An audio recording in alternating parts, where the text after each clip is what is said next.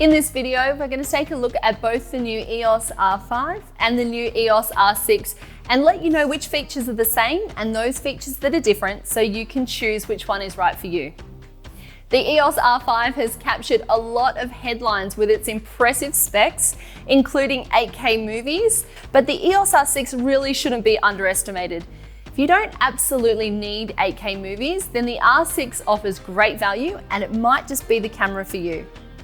First things first, as we take a look at the two cameras side by side, you can see they almost look identical, and picking them up, the grip and weight feels really similar too. In fact, these two cameras both use the exact same BG-R10 battery grip. So at least in terms of the base of the camera, the two are identical in size. And this isn't the only similarity. In fact, these two cameras share many of the same features, such as image stabilization. These two are the first cameras from Canon with this feature.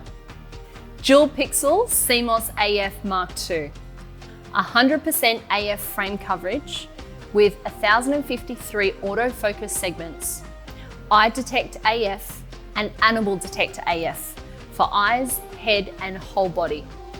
Up to 20 frames per second continuous shooting with full autofocus and auto exposure tracking. Both cameras feature dual card slots, which is a really helpful feature.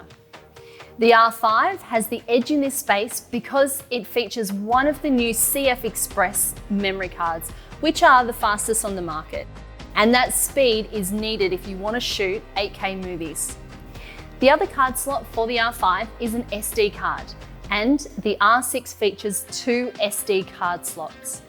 If you're upgrading from a 5D, a 6D, or the original EOS R, then it's great that both new cameras support SD cards because it makes for an easy transition.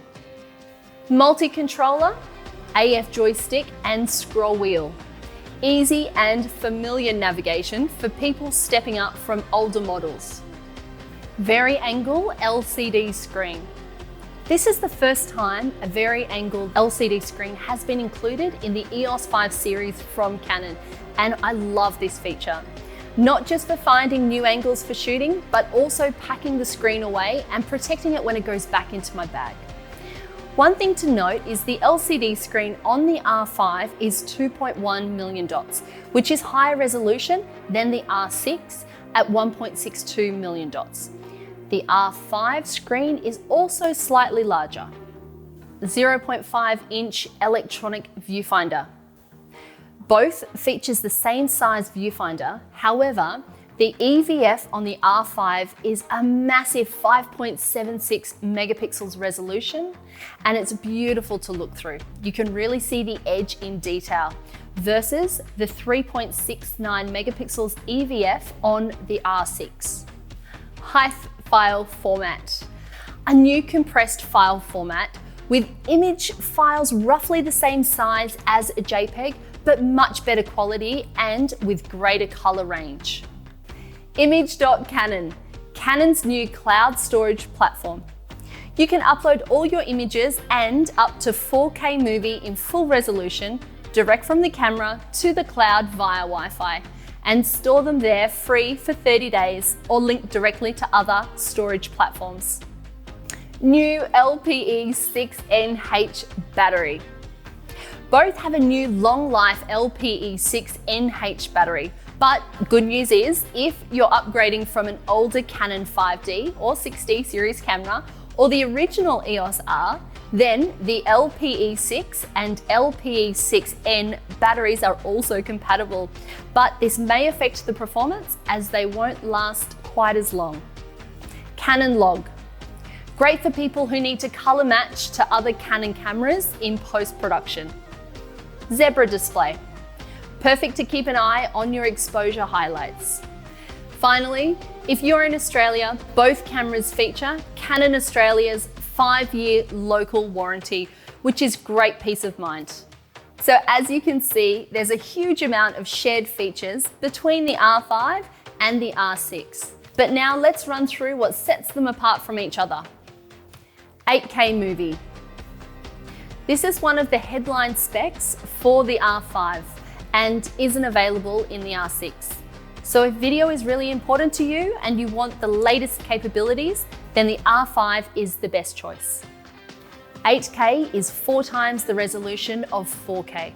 So even if you don't want to output in 8K just yet, having that extra resolution is great for flexibility, allowing you to crop into your footage and still maintain great quality or capture a 33 megapixel still image from 8K video. 4K 120p recording. Another headline spec of the R5 is the ability to record in 4K at 120 frames per second, which allows you to slow down your footage to a quarter of the speed for smooth, slow motion footage. And the R5 can do this with dual pixel CMOS AF, so you won't lose autofocus. The maximum video capability of the R6 is 4K at 60p, which is still a fantastic feature and matches or beats most full-frame cameras out on the market right now. But the R5 really does go above and beyond when it comes to video specs. Megapixels. Both the R5 and the R6 feature full-frame CMOS sensors, but the R5 offers 45 megapixel resolution, where the R6 is 20 megapixel resolution. Extra megapixels gives you great flexibility to crop or to print your images larger. So if this is what you need, then the R5 has the edge once again. On the other hand, if you want to shoot a lot in low light, then less megapixels on the R6 is actually a good thing, because it means each pixel is slightly larger and therefore a little better at capturing light. For this reason, the R6 has greater ISO performance than the R5.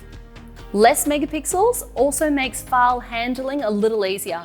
So if you're shooting a lot of images and don't necessarily need large resolution still files, then the R6 might be the better choice for you. R5 has a larger, higher resolution LCD screen and higher resolution EVF.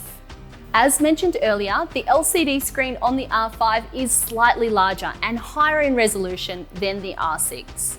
The EVF is also higher resolution at 5.76 million dots. Top LCD screen.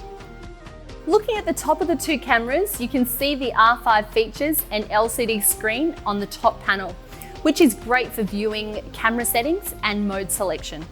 On the other hand, the R6 has a more traditional mode dial layout without the screen, which means that you need to check the settings either via the viewfinder or the rear LCD screen. 5 gig Wi-Fi. Both cameras feature built-in Wi-Fi to send your images to your phone via the Canon Camera Connect app or directly to the cloud via the new image.canon service. The R5 features 5 GHz Wi-Fi, which offers faster data transmission and is less affected by overcrowding than the 2.4 GHz featured in the R6. The R5 also offers 2.4 GHz and is an option because if you need that extra bit of range, then 2.4 GHz is the better option. Some of the other features that are found in the R5 but not in the R6 include portrait relighting mode, background clarity adjust, and DP RAW. Some great features for you to explore. So which is right for you? The EOS R5, simply the best all-round camera, ideal for people who want and need the absolute latest innovation that won't hold them back and inspires them to push the boundaries of what's possible. The R5 is best suited to a hybrid shooter who are looking to do lots of video as well as stills. It is also best suited to wedding photographers as well as landscape photographers who need those extra megapixels for bigger prints and flexibility to crop. On the other hand, if you're more focused on stills and don't really need that extra resolution, 8K movies or 4K 120p footage, then the R6 offers a lot of the same innovation that's built into the R5. Both cameras also use Canon's amazing new range of RF lenses, which is expanding rapidly. So no matter which camera you decide is best for you, it's a great time to be jumping into full frame mirrorless with Canon. Game on.